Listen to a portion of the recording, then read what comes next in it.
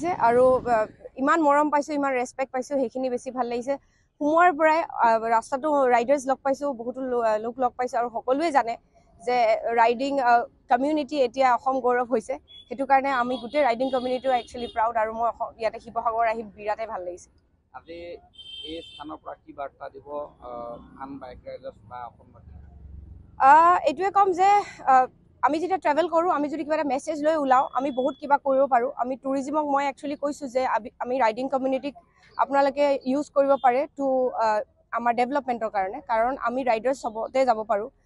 আমি ৰোড ক্ৰসিং হওক ৰিভাৰ ক্ৰসিং হওক মাড ক্ৰসিং হওক সকলো ঠাইত আমি যাব পাৰো সো ডেভেলপমেন্টৰ কাৰণে ৰাইডিং কমিউনিটিক আপোনালোকে ইউজ কৰিব পাৰে আৰু আমি তেনেকা মোটিভ লৈ যাব পাৰো আৰু হেতুৱে মই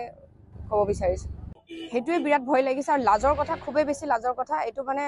বিশ্বাস নহয় নিচিনা কথা কাৰণ এটো কেতিয়াও হোৱা নাছিলে অতিথি দেৱ ভৱ সকলোৱে মানেও কৰেও কিন্তু এতিয়া অতিথিকে যদি মাৰিয়ে পেলাইছে এটো বিৰাট সন্ত্ৰাসবাদী কিয় এতিয়ালৈকে জীয়াই আছে মানে হেতুৱে কথা যদি সন্ত্ৰাসবাদীয়ে কৰিছে সবেই জানে এটো পুৰা টোটালি নাইকিয়া কৰি দিলেহে সকলো সেফ থাকিম কাৰণ এতিয়া আৰু বিশ্বাস নাই ক'ত কেতিয়া কি হৈ যায় হেতু কাৰণে টুৰিষ্টক এটা কৰিব নালাগিছিলে এটো বহুত ডাঙৰ ক্ৰাইম হৈছে আৰু এটো ক্ৰাইম শেষ কৰি দিব লাগে পানিশেবল নহয় এটো জাস্ট কিল এণ্ড ফিনিশ শেহতীয়াকে যুদ্ধ আৰম্ভ হোৱাই বিৰাটে ভয় লাগি আছে কাৰণ হেতুৱে ক'ব বিচাৰিছিলো বহুত টুৰিষ্ট এতিয়া অলৰেডি আহিছে ইণ্ডিয়াত আছে দিল্লীৰ অৱস্থা বহুত বেয়া ফ্লাইটস কেনসেল হৈ গৈছে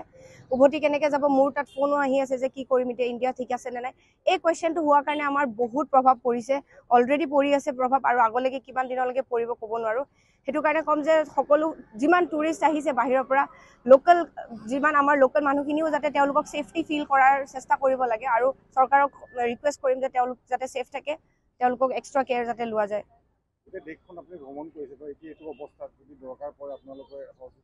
নহয় আমি বিচাৰিম যে প্লিজ আমাক কওক কিবা যদি কৰিব পাৰো আমি